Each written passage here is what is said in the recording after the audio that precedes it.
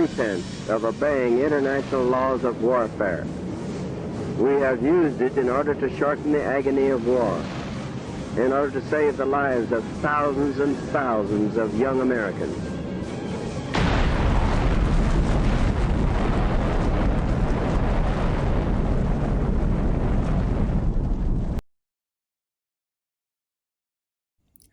Pada tanggal 14 Agustus 1945, Jepang menyerah tanpa syarat kepada sekutu.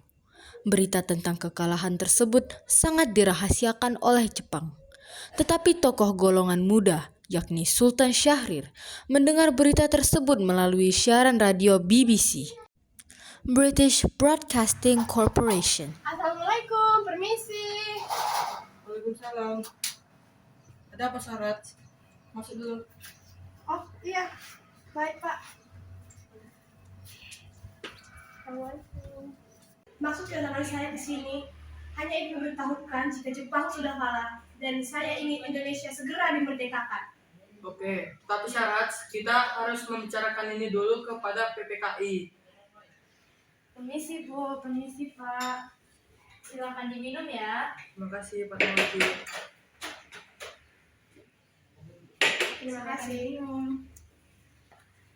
Tapi itu tidak bisa merdeka dengan bantuan mereka Pak. PPKI itu adalah buatan Jepang dan jika kita merdeka dengan bantuan mereka, kita tidak tahu apa yang akan terjadi ke depannya. Itu akan saya pertimbangkan soal ini.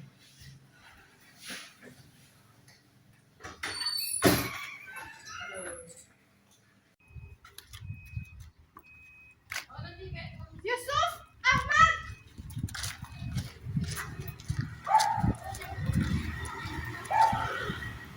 Apa yang terjadi? Dapat secepatnya. Kita tidak boleh terus. Nanti kita harus memberitahukan kepada pimpinan. Saya akan memberitahunya kepada Pak. Tadi saya sudah memberitahukannya ke Bapak Soekarno. Tapi dia ingin kita meminta bantuan PPKI. Tidak seharusnya kita meminta bantuan PPKI. Kita tidak boleh seperti ini terus. Tidak boleh bergantung pada orang lain. Berarti kita harus melakukan sesuatu besok pagi.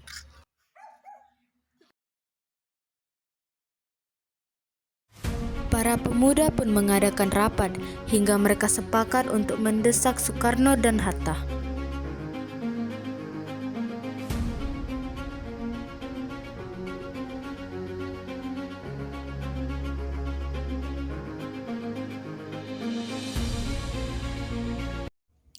Malam harinya, golongan muda pergi ke rumah Soekarno untuk menyampaikan gagasan dari para pemuda. Adu mulut pun tak terhindar. Mereka menuntut agar pengumuman proklamasi dilakukan pada tanggal 16 Agustus 1945. Jika mereka menolak, maka akan terjadi pergolakan besar. Kemerdekaan Indonesia. Saya tidak bisa melakukannya. Saya tidak bisa meninggalkan tanggung jawab saya sebagai ketua PPKI. Saya harus merundikannya kembali kepada anggota-anggota saya. Pada tanggal 15 Agustus 1945, para pemuda mendesak golongan tua untuk memproklamasikan Indonesia. Namun usaha tersebut gagal. Para pemuda lalu melaksanakan pertemuan di Jalan Cikini 71 Jakarta. Mereka lalu sepakat untuk menculik Soekarno-Hatta dan membawa mereka ke Rengas Dengklok. Bagaimana bisa kita memberikan kemerdekaan kepada PPKI? PPKI adalah badan bentukan Jepang. Jika proklamasi kita berikan kepada Jepang, maka apa guna perjuangan kita selama ini? Kemerdekaan adalah milik kita, bukan milik Jepang. Kita harus menemukan solusi secepatnya. Aku tahu, mending kita mencuri Bung Karno dan Hatta. Itu benar, kita harus menjauhkan mereka dari pengaruh golongan tua dan kemerdekaan akan menjadi milik kita. Kaum muda membuat siasat yang unik. Mereka membagi kelompoknya menjadi dua bagian kelompok kecil yang bertugas membuat keributan seolah akan terjadi penyerangan ke Jakarta. Chairul Saleh dan kawan-kawan mengaruhi Soekarno dan menyatakan bahwa jika Soekarno tidak pergi dari rumahnya, maka ia akan ditangkap oleh Jepang karena dianggap sebagai pelopor penyerangan kaum muda di Jakarta. Ada apa ini?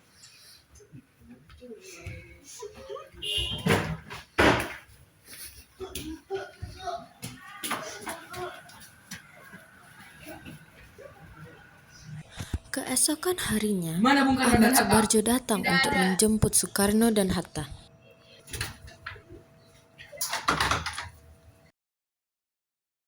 Kita harus kembali ke Jakarta sekarang juga. Iya benar, kita harus memproklamasikan kemerdekaan Indonesia di Jakarta sekarang juga.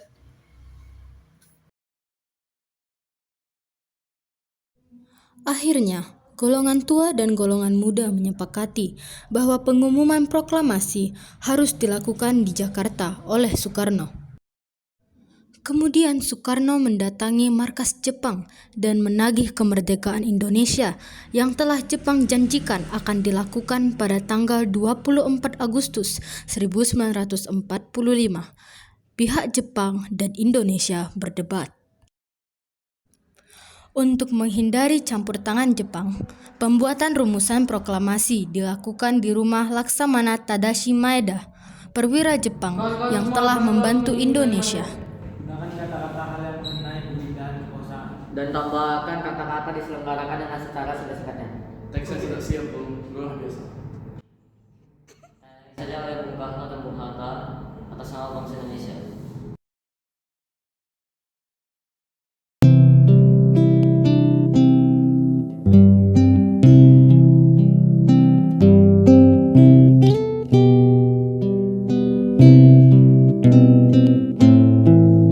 Pengetikan naskah proklamasi dilakukan oleh Sayuti Melik atas permintaan Soekarno. Bersama BM Diah, Sayuti Melik mengetik naskah proklamasi di ruang bawah tanah rumah Laksamana Maeda. Saat proses pengetikan naskah proklamasi, terdapat beberapa kali perubahan penulisan kata yang akhirnya menghasilkan teks proklamasi sampai sekarang ini. Naskah proklamasi ditandatangani oleh Soekarno-Hatta atas nama bangsa Indonesia.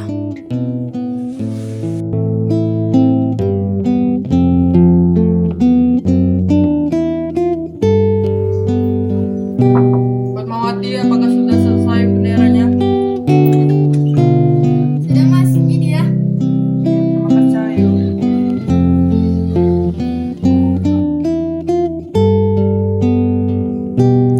Berita proklamasi disebarkan melalui media cetak dan radio. Berita tersebut dengan cepat menyebar. Rakyat kemudian berkumpul ke depan rumah Soekarno. Dalam keadaan Soekarno sedang sakit, ia pun menunggu sampai Hatta datang untuk memproklamasikan kemerdekaan Indonesia. Proklamasi.